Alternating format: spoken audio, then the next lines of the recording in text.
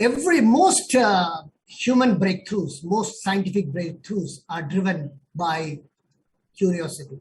Most scientific breakthroughs are driven by curiosity. And this is one. Like a yummy bread, a bun, brown. Most of us would like to have a bite and eat it. But then have we ever asked, why did this bun, this bread turn brown? Why did the bread turn brown? One gentleman, Louis Camel Maillard, asked that very question 80 years back. And over time, he took that into heart and found out why bread becomes brown. Yeah. So he asked why bread turns brown, and this is what he found out over time. And that is how the process to chemists are called a Maillard process. Maillard process because Louis Camel Maillard discovered it. So basically, a browning of a bread happens when a sugar in the bread goes down there and reacts with the protein and amino acid in the bread. So the sugar during heating reacts with the protein. And what happens, that browning is what exactly we call in biology as glycation.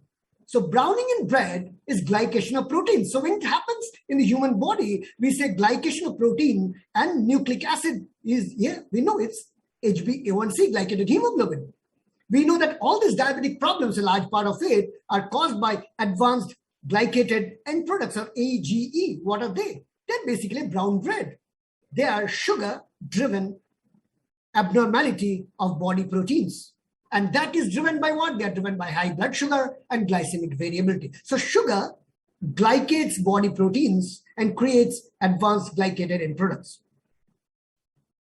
Now that is African fruit fly going by the name Drosophila melanogaster. Drosophila melanogaster is quite famous among genetic researchers simply because it has just 4 chromosomes. So it's very easy to study. And with this 4 chromosomes, Drosophila melanogaster has won 7 Nobel Prizes. Not the Drosophila, but people who worked with it. And one of them is Christine Nusslein Volhard. Volhard from Germany did find that there is an unusual receptor system in Drosophila melanogaster, and that goes by the name Toll receptor. Today we call them toll-like receptor. They're involved in immune response in the Drosophila. Okay, now toll-like receptor in human being looks like this, and today we know there's not just immune response. Toll-like receptors play a big role in atherosclerotic vascular disease. In this cartoon, we will see how. Now, if you put a line there, anything above that line is the interior of the blood vessel. Anything above that line is the interior of the blood vessel. Everything outside is beyond. And between those cells, what you see is this gap between endothelial cells. And you see that yellow is AGE, advanced glycated end products, and the green is toll-like receptor. And they remain right there guarding the gate of what we call as HMGB1, or high mobility group box 1, that controls the exit of chemicals from inside the blood to the vascular wall. And today we know that it is this gate control that lets chemicals get out and cause collagen fiber thickening, basal membrane thickening, upregulation of pro-inflammatory cytokines, and all kinds of damage of atherosclerosis, reduced nitric oxide, and all kinds of problems. So that is what controls the very basics how atherosclerotic vascular disease happens. And what controls the high mobility group box 1? Number 1, the AGE and TLR by diabetes. And second, the hemodynamic stretch of hypertension. And that's why we're discussing hypertension and diabetes. So the first point is hypertension and diabetes goes far beyond what we simply think as recording a blood pressure and somebody having a high blood sugar. Now, this is 102 prospective trials data of 700,000 patient data that came in Lancet in 2010. And that showed something very interesting. Now, if you look at the graph and if you look at the systolic blood pressure, the y-axis is MACE. So as the systolic blood pressure in a diabetic goes up, linearly, the hazard ratio goes up. Yeah, understandable. In a diabetic, blood pressure goes up, the hazard ratio goes up. But on the left, if you look at fasting blood sugar in the same diabetic, the relationship is not very sharp, not steep, and tends to have a J-shaped relationship. So in a diabetic, understand that in a diabetic, perhaps looks like systolic blood pressure is a far more determinant of MACE compared to even blood sugar.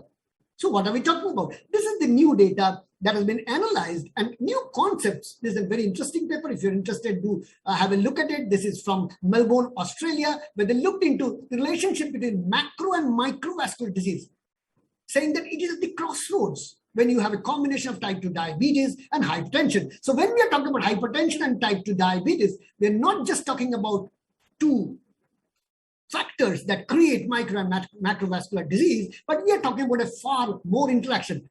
Think about it. One, there is hyperglycemia. Second is activation of RAS. And that is why we always say that when there is RAS activation, in a diabetic hypertensive, we always use an ACE inhibitor or an ARB. And yes, today, even we are using an ARNI, not for heart failure, but for the diabetic hypertensive to prevent target organ damage.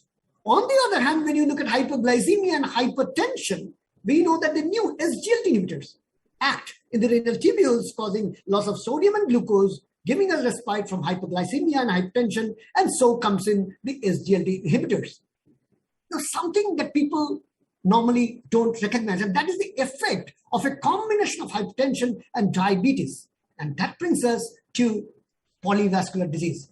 The Euclid trial looked into the risk factors and adverse effects of polyvascular disease. And understand that when we talk about this trial at 13,000 patients, 92% hypertensive, 48% diabetic. So a good number of people had combined diabetic and hypertension.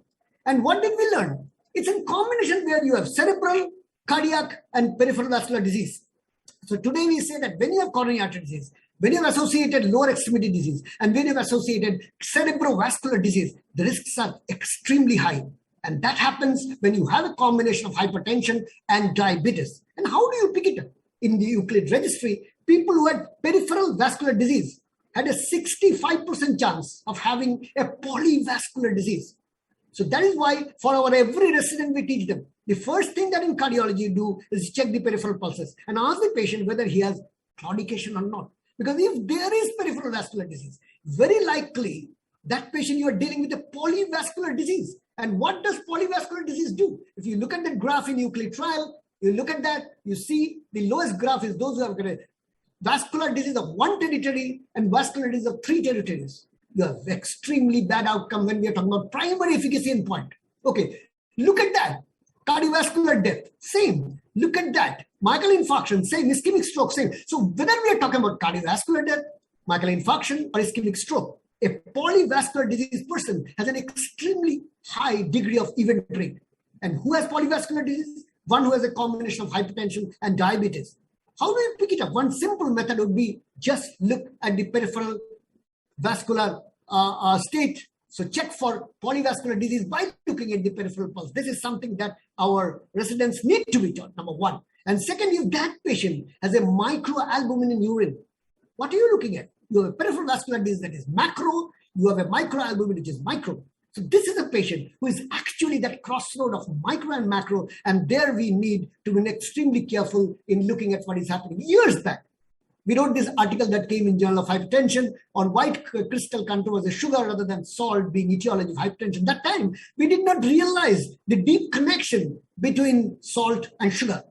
This is a very new article which came this month in Nature Journal. Do read. It's very interesting. Adriana Matron has written that. She's from Tokyo, and this concept is very new. When amphibian life jumped on to land, what happened? The amphibian life had very limited fuel in the sea and brackish water. So they, whenever there was lack of fuel, they used to reduce their metabolic rate by going in for hibernation. But when animal life, when the marine life came to land, such a thing was not possible. Because inland, there was unlimited fuel, fresh water, but the animal was away from the water source. So nature needed to do something. They cannot go for reduced metabolic rate every time. And that is why there was need to conserve water in the mammal. And to do that, what nature did was something unique. It developed a system where fuel or carbohydrate was linked to sodium. Think about it. So sodium and glucose were linked in one simple receptor system so that if there is a little bit of carbohydrate, body would retain sodium. And that is how the SGLT system evolved, and that sustained life. But SGLT is a very intense, energy-intense system. So if you run it very hard, the fuse of your house would go off. But in human beings, we have started overloading ourselves with our lifestyle of carbohydrate and salt, giving rise to a problem for the entire SGLT system. So when we use an SGLT inhibitor, what that does is send a signal back to us telling that there is a need for our metabolism to go back to a metabolic hibernation. And the article is very unique and opens up to an extremely, totally new concept of why SGLT systems are developed. But coming to our point, today, SGLT inhibitors are being considered not just anti-diabetic, not just heart failure drugs, as you saw yesterday probably in the ESC, are the new anti-hypertensive drugs. Yes, there's a lot of data on anti-hypertensive drugs, but I will focus on one. This is the data that shows that 1 minute left, sir. Yeah, the last slide. This is the data that shows that empagliflozin is far more effective, that red line, which is in Asians. So compared to whites and blacks, SGLT inhibitors are far more effective in the Asian population. That tells us that probably we should use it more. So in conclusion, ladies and gentlemen, where are we? One, in hypertension and diabetes. One, is an extremely complex relationship. There's a very complex relationship beyond what most people think. Clinical, hormonal, biochemical, and molecular. There's good control of hypertension prevents MACE. Hypertension and diabetes prevents MACE. Understand that it's very important to look for polyvascular disease. And a simple way would be to look for the peripheral vascular disease physically and ask the patient for claudication history. Finally, RAS inhibition and SGLT inhibition, and a combination thereof, looks like tomorrow's therapy to prevent progression of both micro and macrovascular disease in the diabetic hypertensive. So the point is, we might have come a long way up, but still today we're extremely vulnerable. And this is where we started curiosity. Yes, I think the most important thing is to ignite curiosity to learn. Thank you for your time and attention, and I give back the podium to the organizer. Now, if there are any questions from the co-chairman or the audience, I invite questions on Dr. Tiny's talk. So, Tiny, you had a wonderful talk. My question is, when do you feel that EMPA and ARBs will be recommended as a drug of choice for hypertension with diabetes? We don't know. The data is just coming in. We have to be careful when we combine blockers of multiple pathways that actually sustain life, whether we take a RAS inhibition or whether sympathetic blockage or whether it's an SGLT inhibitor blockage. Like we said, there are life-sustaining receptor systems. So we have to be careful. If we combine them very rapidly, there might be hypotension, there might be dehydration, there might be glycemic ketosis, and 100 other things. So I think we have to be careful, but looks like, see, this is just about 2 SGLT inhibitors or 3 are in the market. In the next 10 years, you can see probably far more newer inhibitors of SGLTs will come in. And I foresee maybe 10 years later, we might be prescribing something like an RAS inhibition. See, for RAS inhibition, now we have the aminopeptidase inhibitors. You might have seen yesterday APA inhibitors were presented in the ESC last night, right? So an aminopeptidase A inhibition plus an selective SGLT1 inhibition may be the future. I really don't know. Any other questions from the audience or other members? I think we are running late. So thank you very much, Dr. Tiny. Yeah, you had a wonderful talk.